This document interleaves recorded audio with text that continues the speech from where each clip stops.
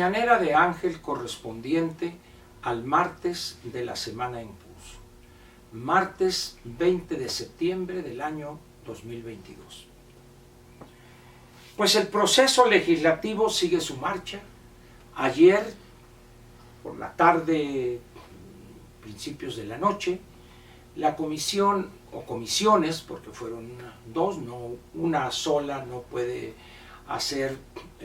analizar ese dictamen, sino dos comisiones, aprobaron la minuta que envió Cámara de Diputados a la Cámara de Senadores, es decir, la modificación del artículo 5º transitorio, no solo en lo que se refiere al plazo de vigencia, sino también a dos párrafos sumamente importantes, fundamentales diría yo, que es el que tiene que ver con la rendición de cuentas del Sistema Nacional de Seguridad Pública en relación con el proceso de profesionalización de las policías civiles, y el otro, que para mí es el todavía más importante, es la integración de una comisión bicameral en el Congreso de la Unión para darle seguimiento a este proceso de consolidación de la Guardia Nacional. Entonces, ¿qué va a suceder en el Pleno después de esta aprobación del dictamen? No lo sé. No es lo mismo la composición en estas comisiones que la estructura aritmética en el Pleno del Senado de la República. Se barajan muchas opciones, se dice que hay presiones para que algunos senadores no asistan. Recuerde usted que debe de ser la mayoría calificada, es decir, las 2/3 partes de los presentes en la sesión. Una vez que se registra quórum, es decir, el quórum es 50% más 1, a partir de ahí, después de la discusión, se votará y son las 2/3 partes, pero repito, de los presentes.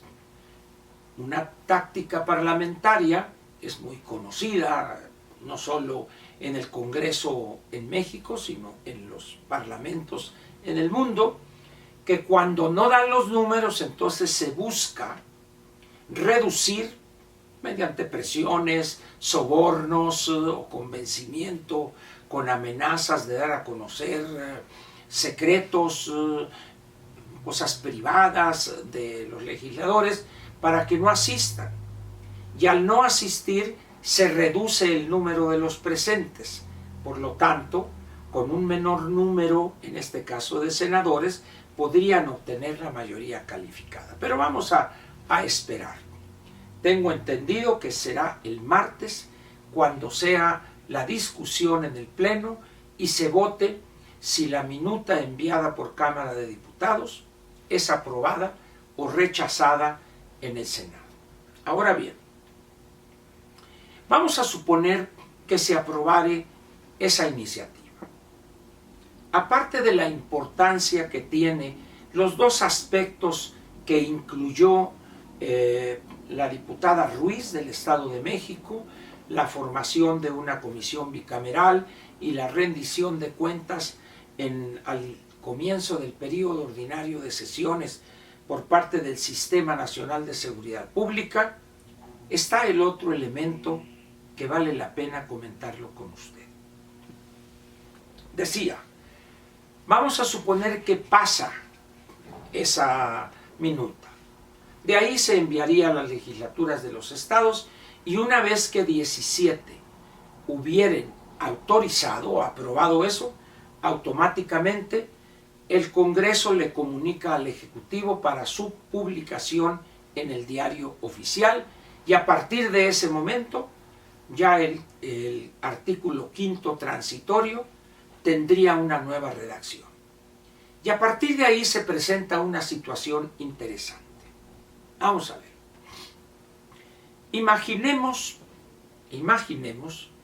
que unos senadores y los diputados de ese mismo estado, de los distritos federales en ese estado, se opusieron a las modificaciones al 5º transitorio, es decir, se amplió el plazo de vigencia de lo que se autorizó por 5 años en el año 2019 y ahora se va al 2028. ¿Qué pasaría, pregunté, y lo repito en este momento, con el gobernador de ese estado que tuviera el flagelo y la violencia sin control de grupos delincuenciales y que ese gobernador solicitara a través del secretario de Gobernación el apoyo y la autorización del presidente de la República para que elementos del Ejército, de la Marina y la Fuerza Aérea y o la Guardia Nacional acudieran a apoyar a ese gobierno estatal, ya las policías mermadas, reducidas y sin recursos, apoyaran a esos cuerpos estatales y municipales para combatir a la delincuencia, y el presidente de la República le dijere o le enviare un mensaje al gobernador: oiga, pero si sus legisladores, si sus diputados y sus senadores se opusieron a esto, ellos dicen que es negativa, algo que llaman ellos la militarización, y ahora usted me está pidiendo apoyo, pues yo creo que hay una falta de congruencia ahí. ¿Por qué no los convenció usted en su momento de que apoyaran esa iniciativa? Porque qué raro que mientras sus legisladores en el Congreso de la Unión, tanto senadores como diputados federales, se opusieron con todo y dijeron una cantidad de cosas, y ahora resulta que usted, ante la realidad que está enfrentando ese estado que usted gobierna, pues resulta que no puede hacerla sin la presencia de las Fuerzas Armadas. ¿Qué van a hacer esos diputados y senadores que se opusieron y que de repente su gobernador esté solicitando el apoyo de las Fuerzas Armadas? ¿Qué va a suceder ahí? Es decir, ¿acaso estos legisladores que están aferrados, no vamos a dejarla pasar esa iniciativa, están conscientes del riesgo en el que colocan a millones de mexicanos? ¿Están conscientes, si están más o menos o medianamente informados de lo que significa el monopolio de la fuerza pública que se está en el Estado, el monopolio legítimo de la violencia? Sabrán que en condiciones como las actuales que enfrentamos, la única salida es recurrir al monopolio legítimo de la violencia y acabar con esos grupos criminales para restaurar la legalidad perdida. ¿Qué pensarán los legisladores del PAN, algunos del PRI, en el Senado de la República? ¿Qué pensarán? Es interesante esta situación, no es una decisión fácil, porque si se oponen a la presencia, a la coadyuvancia de las Fuerzas Armadas, de la Fuerza Aérea, de la Marina y de la Guardia Nacional, si se oponen a la minuta que envió la Cámara de Diputados, ¿cómo piensan ellos contribuir a que en su estado se combata a los criminales? Recursos no hay porque Morena controla en diputados la mayoría +1 y ellos modifican el presupuesto o lo dejan sin cambiarle una sola coma, por ejemplo. Es decir, el problema, repito, no es un problema fácil. Y lo curioso aquí es que la actitud de esos legisladores, más que un problema de principio, es un problema de aparentar lo que no son. Que traen pleito con la dirección de su partido, pues parece que sí es cierto. Pero ¿qué tiene que ver el pleito con la fragilidad y la situación grave en la que colocan a sus conciudadanos y que les dieron el voto en su estado, tanto a los senadores como a los diputados federales? Es más, ¿qué dirá este político mediocre títere de gobernadores de Marco Cortés? ¿Les permitirá a sus senadores y diputados que les toque formar parte de esa comisión bicameral? ¿Les permitirá participar en ella o se negarán a formar parte de esa comisión? ¿Se imagina usted la insensatez de no querer estar ahí para buscar recursos para la Guardia Nacional, para las Fuerzas Armadas, etcétera, etcétera? ¿Se imagina el sinsentido que eso significaría? Que Marquito Cortés, ese inútil, les diga: no, los legisladores del PAN no van a estar en esa comisión. Ante esa eventualidad estamos ahorita. Como ya este joven Cortés, que no tiene ni idea de cómo hacer política, porque además no controla el PAN, lo pusieron ahí en una solución de acomodo, porque no tenían a alguien mejor que poner y no se pusieron de acuerdo, pues ahí anda él. En el momento en que ya no lo necesiten, le van a dar una patada en el trasero.